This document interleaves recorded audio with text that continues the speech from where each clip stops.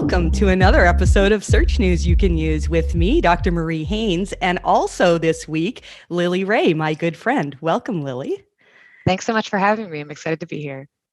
Yeah, for those of you, I think most of you listening to this, probably if you're following my work, you've followed Lily's work as well. But for those of you who maybe aren't familiar with Lily, Lily is the Senior Director of SEO and Head of Organic Research at Amsive Digital, formerly Path Interactive, right? Did I say it right? Amsive Digital, yes. Amsive, sorry. Tell us about your role there, Lily. Yeah, so historically I've been SEO director. I've held that role for a number of years, both at Amsive and a prior agency. But in the last couple of years, my roles kind of shifted more towards like industry research and writing and speaking and just sharing my findings with the SEO industry. So I'll be doing a lot more of that in 2022.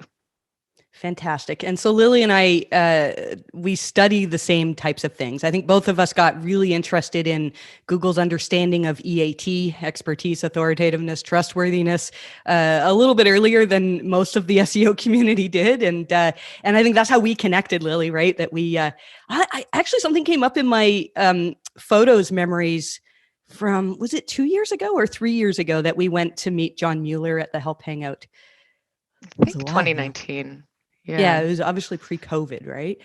And John put out a thing saying, I'm going to be in the New York City Google offices. So if anybody's nearby and wants to hang out for a Help Hangout, join us. And so I'm not exactly nearby. I jumped on a flight and and got there and then met Lily, which was great. So thanks for joining me today, Lily. So we're going to talk today about, we're going to try to cover a number of things. Lily wrote an article this week about, and I realized how funny it was when I tweeted this, the SEO losers of 2021. We're not going to be talking about SEOs that are, we're going to be, that are losers. No, there's none of those out there. It's about the sites that lost with Google's updates in the last year. We're also going to cover a little bit about the product reviews update and some confusion around that. We've had some new manual actions for Discover and news sites, and Lily actually has a client who's received one of those, so we'll talk about that. Yay! And maybe cover, Cyrus Shephard did a really good study on title tag rewrites, which is totally in Lily's wheelhouse as well. Before we get into those conversations, just a couple of other things from our newsletter. Newsletter you can find at mariehaynes.com/newsletter, and this is episode number 220. There was a logging issue in Search Console this week for image data. I don't know, Lily, did that affect any of your clients as far as you know? I haven't had a chance to look yet. Yeah, and I haven't looked either, but I've heard some rumblings of between January 24th and 27th. If you're seeing a drop in clicks and impressions for images in Search Console, apparently that's a reporting error and not likely to be real. And then we have this new inspection, Google Search Console inspection API. I'm sure that's something you're going to be digging into, right? Oh yeah, that's really, really exciting. We've been waiting for that for a really long time. So I'm excited to see how the SEO technology companies innovate their tools to be able to report back on that. Exactly. And I think I'll probably talk more on that in a future episode when some of the people who are really smart with tools and integrating APIs can get us some more info on that. So let's talk about this article that you wrote, Lily, about, now you wrote one just a couple weeks ago about the winners in algorithm updates over the last year. And then this recent one with losers in algorithm updates. So tell us about those articles. What were you doing there? Sure, yeah. So this is becoming an annual tradition now. I work with Systrix to report on, specifically within the US, which sites saw the greatest increases in visibility. So we call those the winners. And then the losers are the sites that lost the most visibility. And this is using what Systrix calls the visibility index. It's basically a score that they assign to a given domain that takes into consideration how a domain ranks against their set of keywords over time. It's kind of like the stock market of SEO, essentially. And so, looking at the sites at scale, so for each article, I looked at 250 domains that saw the greatest increases or the biggest decreases, and just kind of reporting back on any overarching trends or patterns that we could find from the data.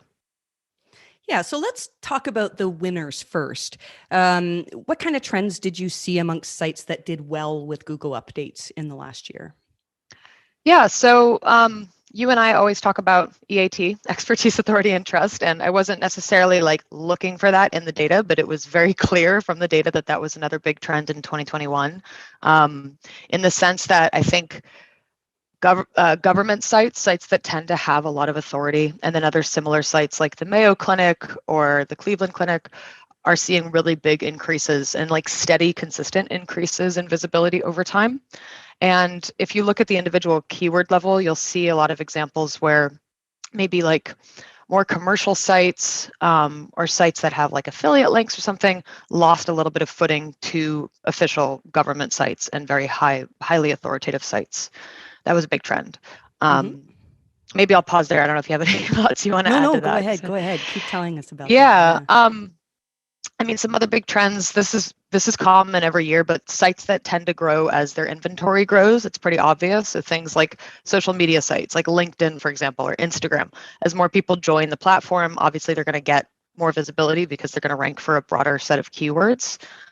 Spotify I called out also in the UK version of the Systrix article. Spotify was a big winner there as well. They seem to have benefited greatly from the June 2021 core update. And then there was also a lot of what I refer to as like reclassifying user intent or intent shifting. So dictionary sites and stock photography sites saw really big increases in visibility. And, you know, I'm sure that the sites are focused on SEO. I'm sure they're doing a lot of different things from an SEO standpoint. I didn't really dig too much into that, but I do think that when we see sites like reference sites that have dictionary definitions or stock photography see these big upticks in visibility, it's an indication that Google might be determining that the queries should be returning picture results or dictionary definition results. And those types of intent shifts are very hard to compete with from an SEO standpoint, because if you're not a dictionary website, you're probably not going to be able to compete when that happens. So I think that was a really big outcome of a lot of the core updates that we saw last year. I think it's interesting. Like, I think Google, I think a lot of the changes that we see that are not announced algorithm updates, but just a blip where we see like, oh my goodness, a lot of sites saw something happen here. Rather than Google changing major things in how they evaluate sites, I think a lot of it these days is how they understand the query, and they understand that, oh, this person actually wasn't looking for a definition, or when people type in this query, they're more likely to be looking for a how-to on how to do it. And it's very interesting. The advances that they've made with understanding language seem to be, in my understanding, is getting better at knowing what is it that the user's actually looking for. Yeah. And I think that was another big outcome. There were two very big updates last year, the two product review updates that behaved in a similar way as core updates. But one of the big takeaways that I got from analyzing those updates is that for a lot of transactional keywords that used to return product review websites, so like product roundups, where to buy it, the best ones of 2021 or whatever, those articles actually just disappeared, and more transactional sites moved into top rankings. So and it didn't happen for every query. It's like for some queries, I think Google determined people are looking to buy when they type this type of query, but for these other queries, they're looking for those product roundups and product review sites. So again, it's like reclassifying of intent, and it's hard to adjust your SEO strategy if you are a product review website, for example. And I think that's what one of the things Google's talking about when they say that with core updates, there are some sites that if you're negatively affected by a core update, they say, well, there's not anything you can do. It doesn't mean that there's a problem with your site. And so, for example, if you have the most amazing page that gives a definition on something, but Google has intended that the intent is to a how-to, or they want to see images or even a video for something, changing the content on your page may not always help. So it's a challenge for a lot of site owners that have, perfectly well optimized pages. That's nothing wrong with them, but are seeing drops. Although I feel like it's happening more and more often now that people come to us and say, wow, we've seen this massive drop in traffic, in organic traffic, but not an equivalent drop in conversions. Right. Matter. Yeah, and I think that's a really important thing to focus on as much as SEOs and beyond SEOs. I think a lot of us are really obsessed with traffic and rankings, but Google has the data to determine what users are actually looking for. So if the user's not ready to make a purchase, maybe a transactional page is not the best fit for what they're looking for. So sometimes we have to just trust the process, and it's hard for clients. Like I have some clients that sometimes get negatively impacted by core updates from a traffic standpoint.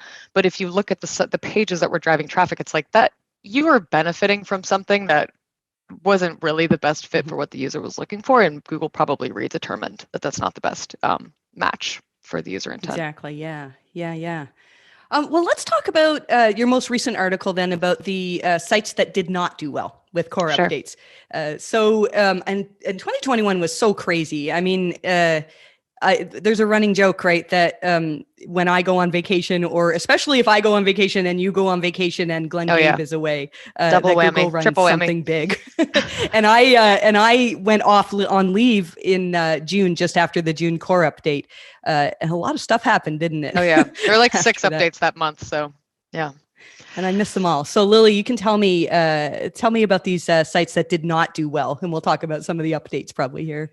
Yeah, and I do want to preface this by saying, being on the loser list does not necessarily mean you did anything wrong, as we talked about before. And also it doesn't mean that your SEO strategy is not, on point, or not, you're not underperforming necessarily, because a lot of this stuff is outside of our hands. So as an example, the first thing I noticed is Google getting better at understanding language, I believe. So there's a variety of really big brands that have international CCTLDs. For example, Pinterest Canada, Amazon India, eBay.co.uk.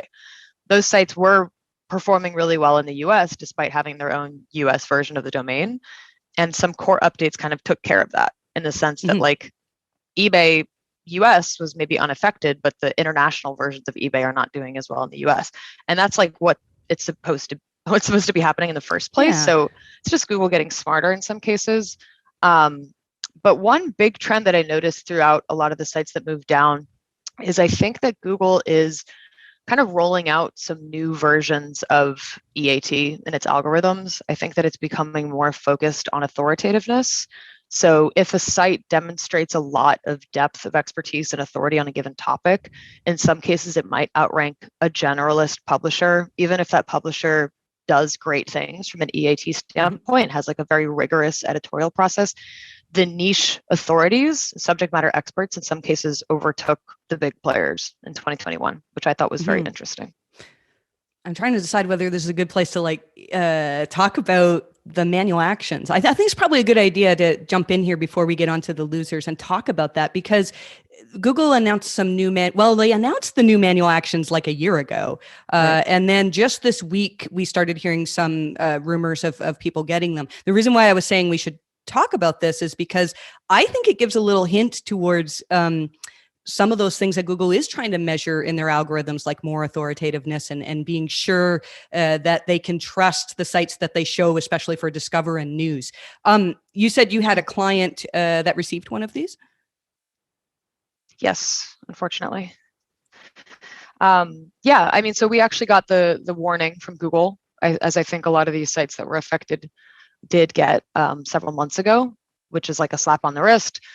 And interestingly, it was pretty aggressive. Like if you look, the irony to me, and I've written about Discover before, but the irony to me is that the sites that tend to do really well and the pages that tend to do really well in Discover, from my perspective, completely violate all these guidelines and all these things that Google's sending out manual actions for. So that's a different conversation. But the one that we got was basically like misleading content. So if you say the new season of this show is going to be rolled out in 2022, but the article doesn't say the date, or maybe the article says like, we don't exactly know when, something like that, that seems to be setting off flags within Google. So they're really focused, among many other things, on reducing clickbait, which ironically, I think is the thing that tends to perform best in Discover. So it's kind of a weird conundrum.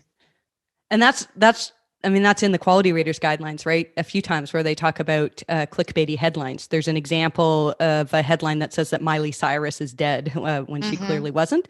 It's interesting to see. I mean, that's been in the QRG for quite a long time. And when we see that Google's giving manual actions for things, so you're saying the headline said, here's when this movie gets released. And the article says, well, actually, we don't know, right? So that's clickbait. And Google doesn't want to show that in their algorithms.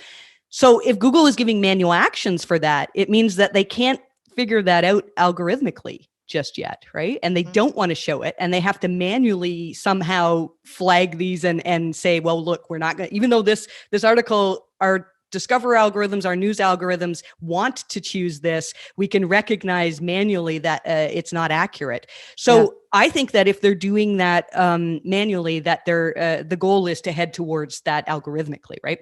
And so I think we'll see future updates, who knows how long in the future, where sites that have the two things I think that were being talked about were misleading information, like you said, and then also medical information that contradicts scientific consensus. Right. That's something that Google can be penalizing for as well.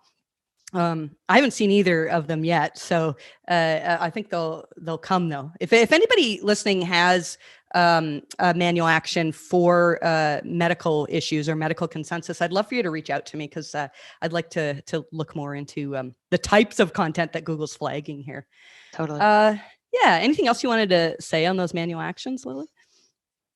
Well, yeah. I mean, I think again, like Discover is a different product than organic search, right? And it's really interesting if you look at your own Discover feed. Like if I look at mine, for example, I feel like most of what I'm seeing is very emotional content. It's very it's clickbaity, honestly. But I guess, if you click on the article and you scroll long enough, you get the answer that you're looking for. So I think what Google's trying to do is strike a balance between content that's engaging, that gets clicks, but not create an environment where Discover users feel like they're clicking on junk that's not actually meeting the expectations of the headline.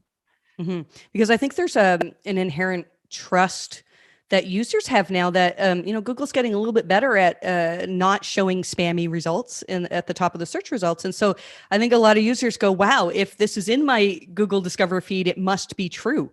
Right. I mean, not everybody believes everything that Google says. Right.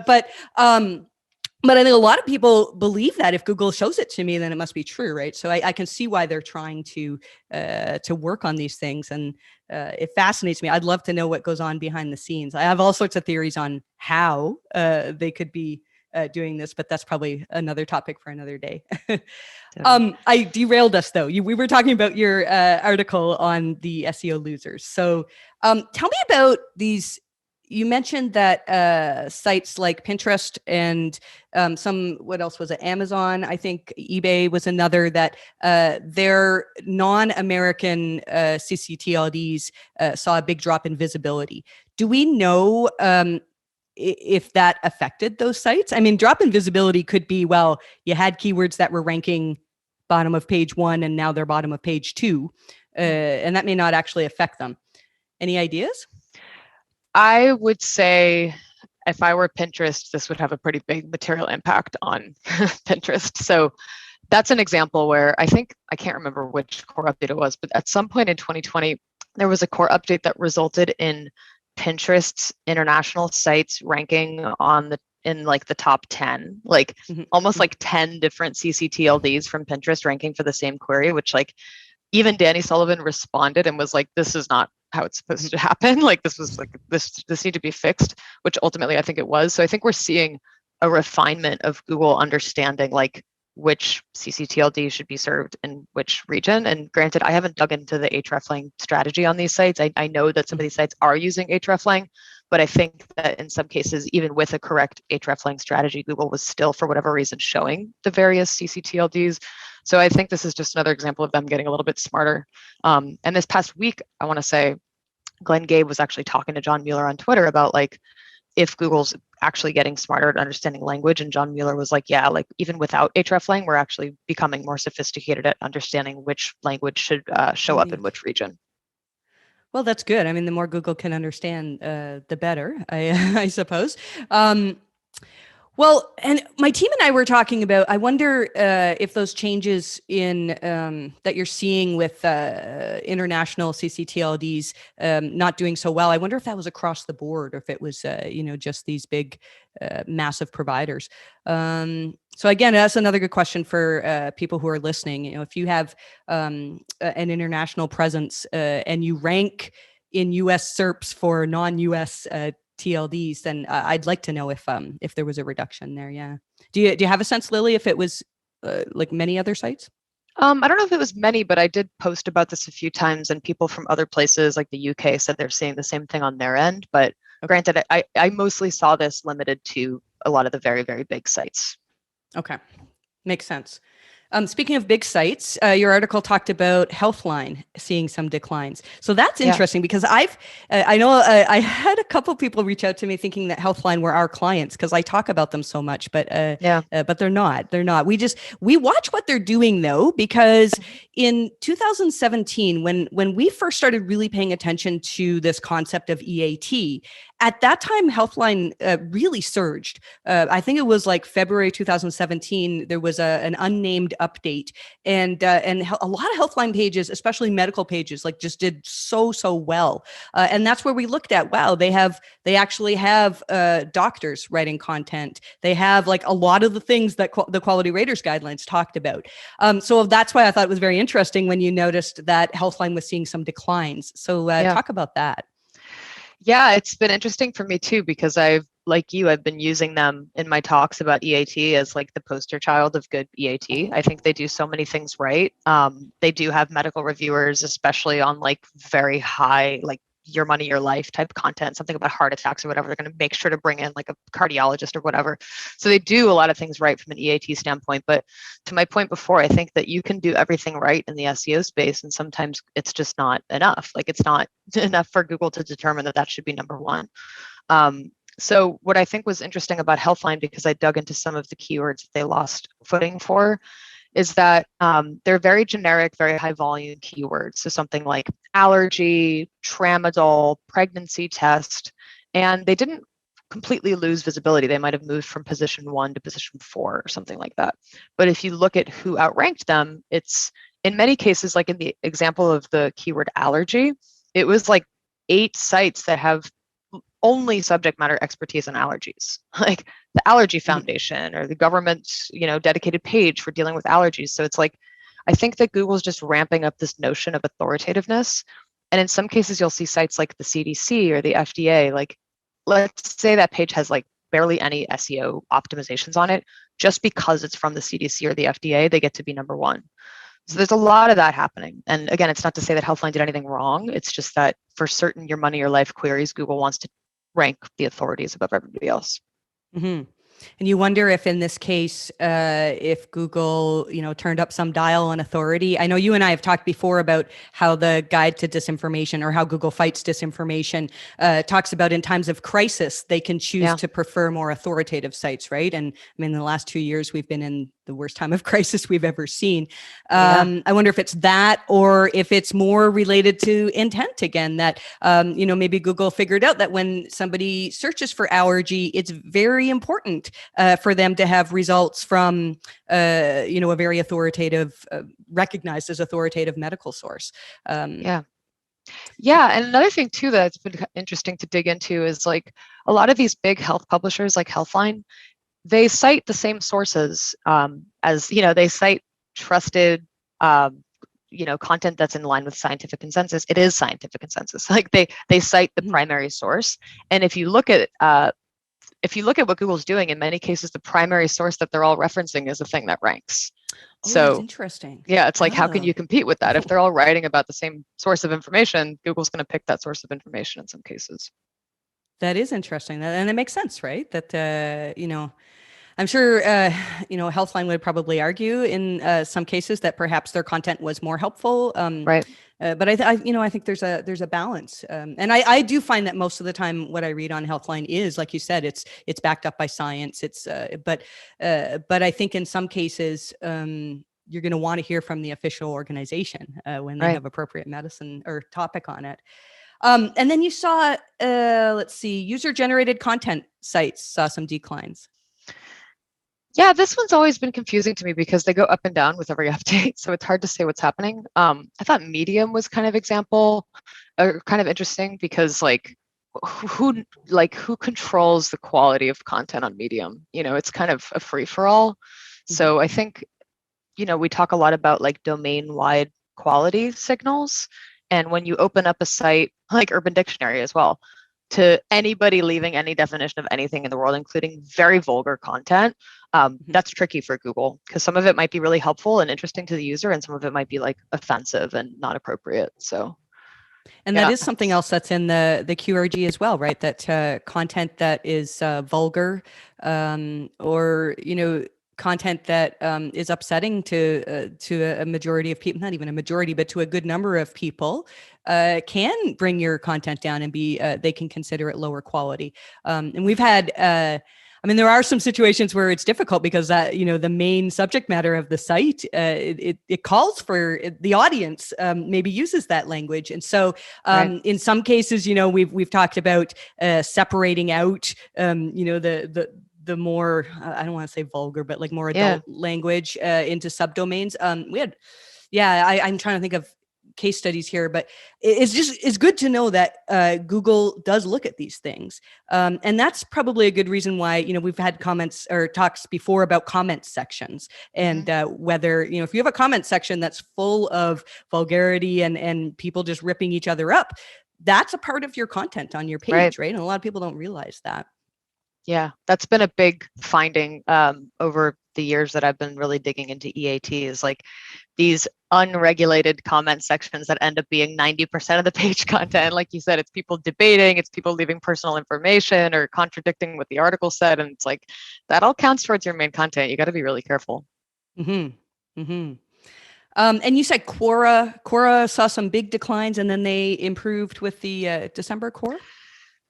Yeah, I don't remember if it was actually core update related. There's been, as you know, some updates in the last 6 weeks or so that are not announced or not confirmed core updates, but there's been a ton of volatility. And I've seen some sites like in early January that just like completely spiked. So it's hard to say what's going on. But, these UGC sites tend to get caught up in the crossfire with many different core updates.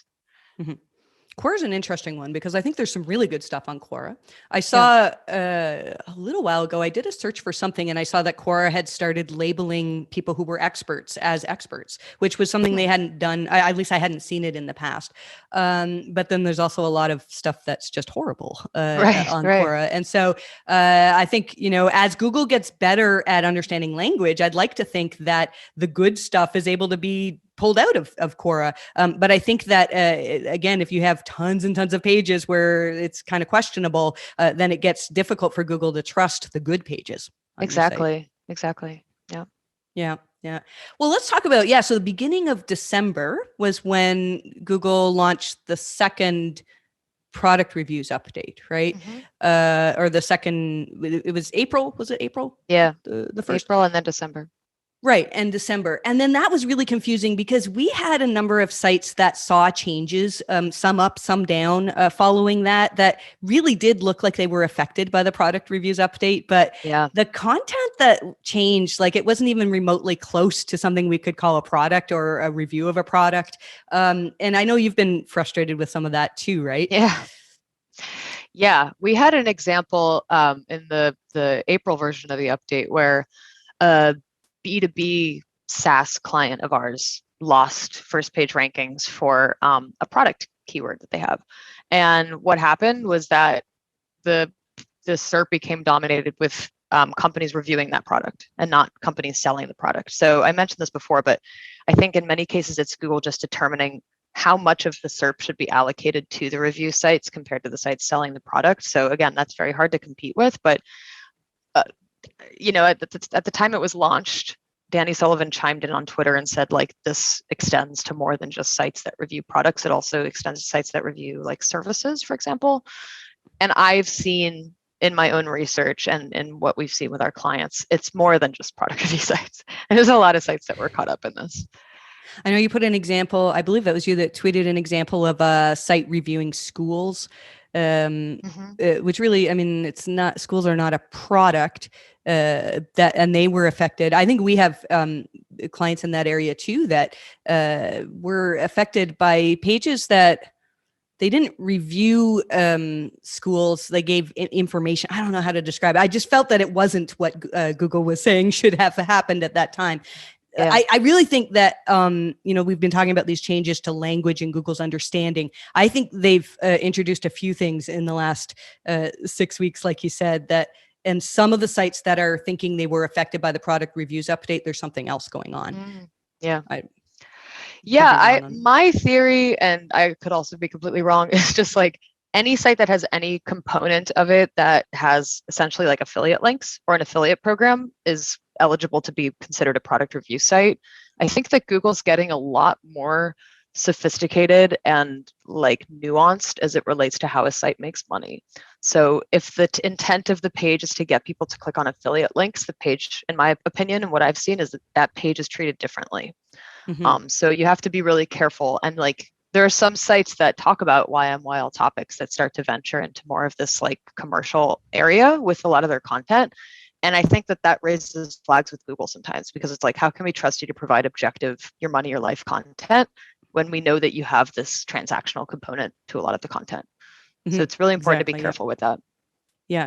And I think that's something that, like, as users could see that. But again, there's this trust, right? That if Google is ranking something highly, a lot of people think, well, I can trust the links on this page, and that's not always correct. I saw Danny Sullivan tweeted to somebody who was asking about whether the product review update was just for products, and he said, well, the focus is on products. Service reviews might also benefit from this update, but then I think John said something that was different than that. Let me see here. Yeah. Oh, right. You asked John about, I asked John that was the about, schools. The schools, and John said, I suspect and he said not. It should be limited to product, but in my perspective. Yeah, go ahead, Lily, go ahead. Sorry, we have a little bit of a delay on Zoom. He said like that shouldn't apply to the product review update, but that he was like, I don't know, should it? Like, in kind of like a question way. So I don't know that they even necessarily understand the impact that these updates had across a lot of different categories. And I wonder, I think they know the impact. I mean, they don't know the entire impact. They know that it's affecting a lot of sites, right? But does it matter to Google? When you look at, I know people will say, well, Google just wants to make the most money they can. Maybe I'm naive here, but I do believe that they're trying to produce the best search results, and there's going to be casualties. There's going to be some sites that have worked. We've had people come to us that have worked for years to produce like absolutely amazing content that just aren't doing so well. And that's not Google's fault, like they're trying to serve the best, but it's challenging. Well, let's see what else we can talk about here. Oh, travel sites and education. You said you saw a few of those. TripAdvisor had seen some declines. Yes, this is where just based on looking at the visibility patterns alone, I actually I work kind of closely with Systrix. I at one point did a training with Systrix to understand how to interpret these visibility charts, and something that I found really interesting about the TripAdvisor and Expedia, the travel sites, is the nature of the declines. So it wasn't always tied to a core update. It was like really kind of a slow and steady decline that's been happening since before 2021, kind of starting in like maybe even 2018 or 2019. And what's interesting is there's actually articles by staff at TripAdvisor that say Google's a competitor to us, and there's a reason this is happening.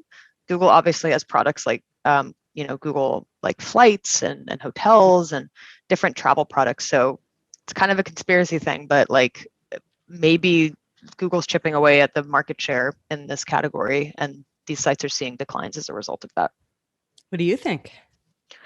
I think we've seen it across a lot of different categories. I mean, I don't want to point to that always. Of course, there's SEO issues on these sites as well. But TripAdvisor was one of the biggest losers last year, and that there's a whole other host of reasons why that could be the case. But it's a different type of decline than we're seeing with other sites that's very consistent over the past few years.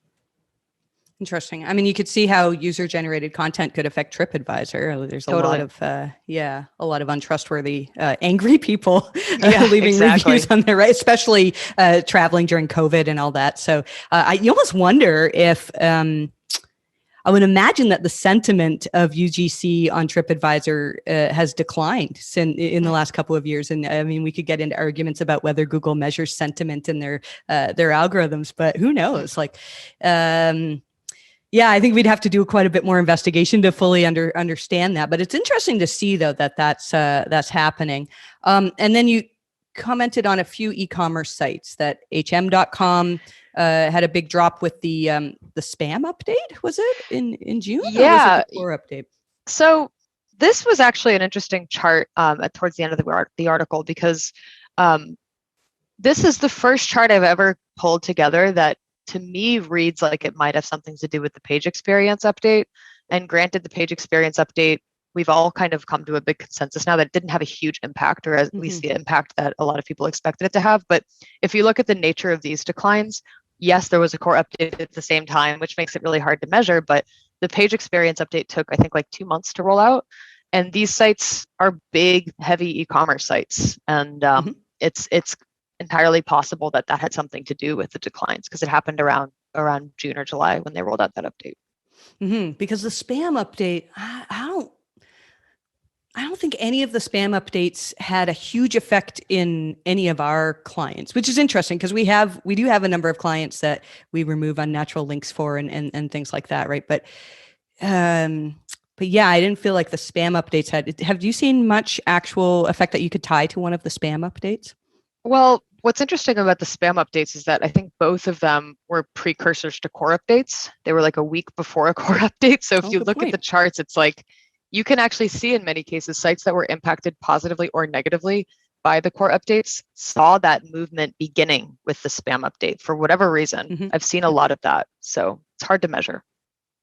Yeah, there's so many things going on. And that's why, because I used to, like when I first started looking at algorithm changes and started our list on algorithm updates, it was like, every now and then we'd have one and we'd really be able to reverse engineer it, not completely reverse engineer it, but we'd be able to look at it as SEOs and say, well, I saw it doing this and I saw it affecting these clients. And we often could come up with something where we'd go, oh, well, now we need to do more of this, or, now we should try testing this out. And I feel like that's not the case anymore. It just, Google almost seems facetious when they say, if you've been affected by an update, here's our post on core updates that has these questions to ask. But right. I believe them. Like I actually think that's where they're headed to, and they may not be completely there with the things they want to accomplish. But more and more, it's becoming the horrible adage of create great content is what Google wants, which is frustrating for SEOs sometimes.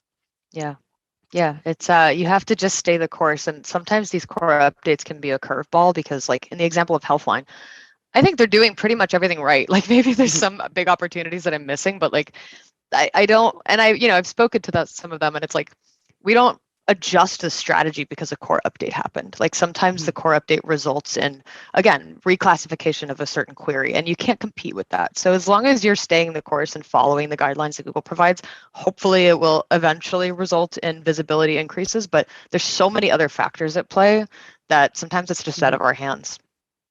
Exactly. Yeah. Well, let's finish up by talking about this study that Cyrus Shephard did about title tags.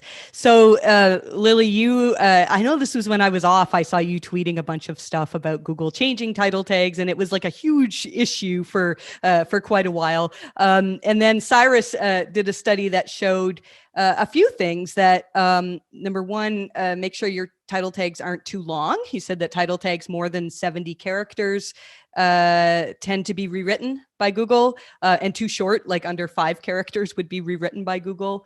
A few other things. He said that title tags that use square brackets tend to be more often rewritten, and using pipes in your title tag can cause it to be more likely to be rewritten. What's your experience with all of this? Yeah, I mean, it's so cool that Cyrus put this study together, because for one, the percentage of title tag changes is much greater than what Google told us it would be. I think Google told us that something like 70 or 80% of titles will be left as is. Mhm. And then Cyrus showed that 61% of titles are rewritten.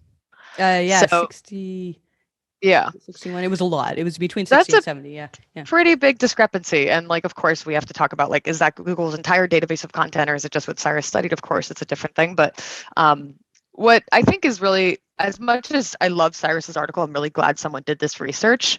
When we talked about it as a team this week, it was like, are we really going to change anything that we do for this reason? I don't think so.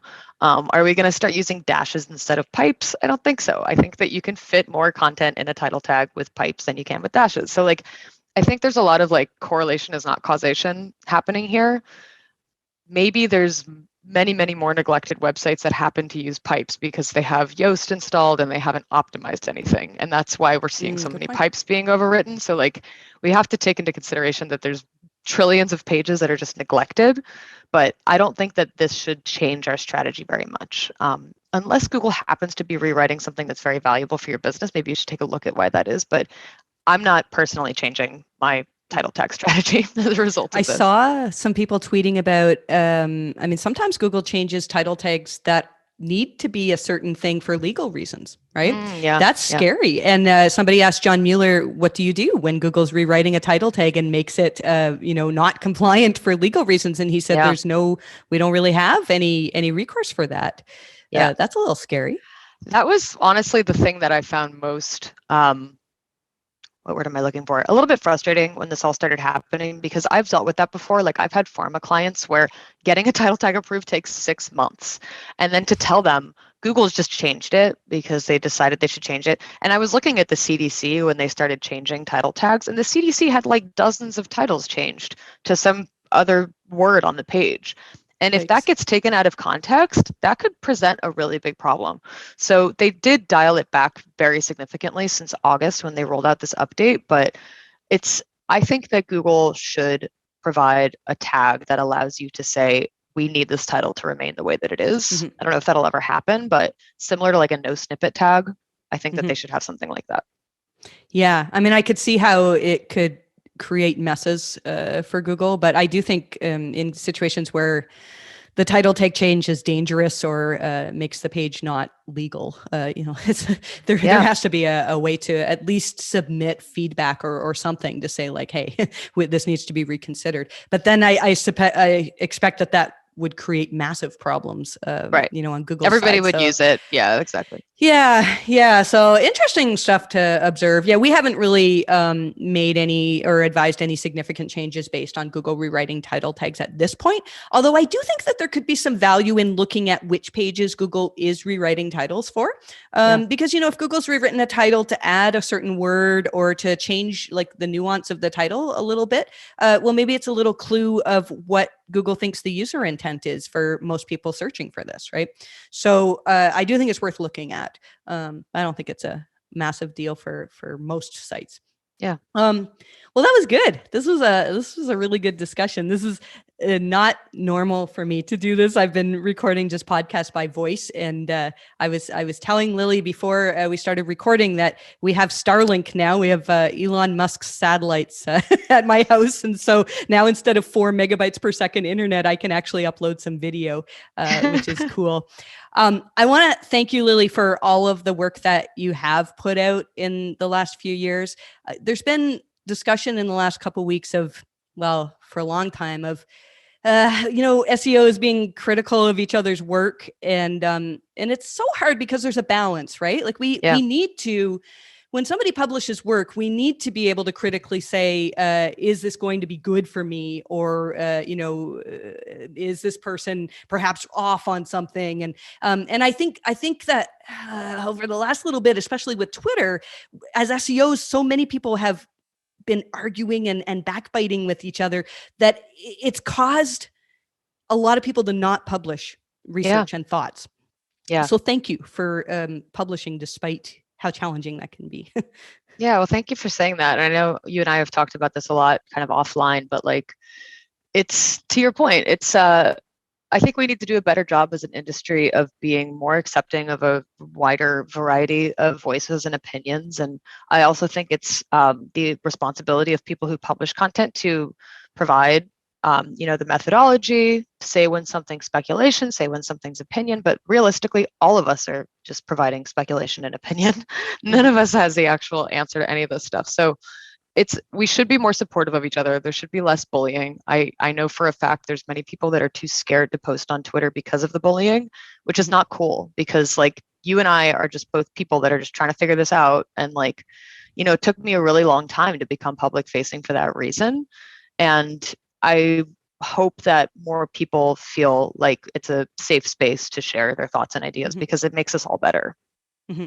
And I think it's a good message to all of us to not to just focus on saying nice things, but to occasionally say some nice things, especially in this time where, we're all going through a lot of stuff. Because when I tweeted about, if we keep criticizing heavily each other's SEO work without kindness, we're going to run out of stuff to talk about. And a lot of people replied to that saying that they stopped putting things on Twitter. They stopped publishing blog posts for fear of what people would say. I think some of that is human nature, that if I publish a blog post and, 800 people tell me it's amazing and 2 tell me that I'm full of crap, then I'm going to remember those 2 people, and so some of it is us just rising above the criticism. But I think all of us in SEO could do a better job at supporting each other sometimes, perhaps. Perhaps. Yeah, well, I don't want to end on a, oh, go ahead. Yes. I was just really quickly going to say there's absolutely space to debate things in the SEO world. We should all continue to debate each other's work and raise concerns and have questions and things and everything, but there's a way to do it nicely and there's a way to not do it nicely. So hopefully as an industry, we can do a better job of being nice to one another. Exactly. And yeah, I don't mean to be the mom that's coming down and criticizing everybody for criticizing everybody. That's so ironic. Well, thank you, Lily, for doing this. I really appreciate you spending the time to talk to us with your thoughts on all these things on SEO. I know you're a busy lady. What have you got anything exciting coming up? Yeah, well, first of all, thank you for having me. I'm a huge fan of the podcast. I'm super honored to be part of it. And yeah, actually, I'm about to basically hit the road for like 4 months of a lot of different SEO events and discussions and meetups, mostly in Europe. I'm actually going to Israel as well now, so a lot going on. But I have freed up my schedule at work to be producing a lot more content this year, which I'm really excited about. So there'll be a lot of new things on the horizon. That's fantastic. We're like completely opposite and completely the same. I'm not traveling anywhere. I might leave my house at some point, but I am creating tons of content this year. So, nice. so both of us will have lots to share with people. Great. Awesome. Well, thank you everybody for listening.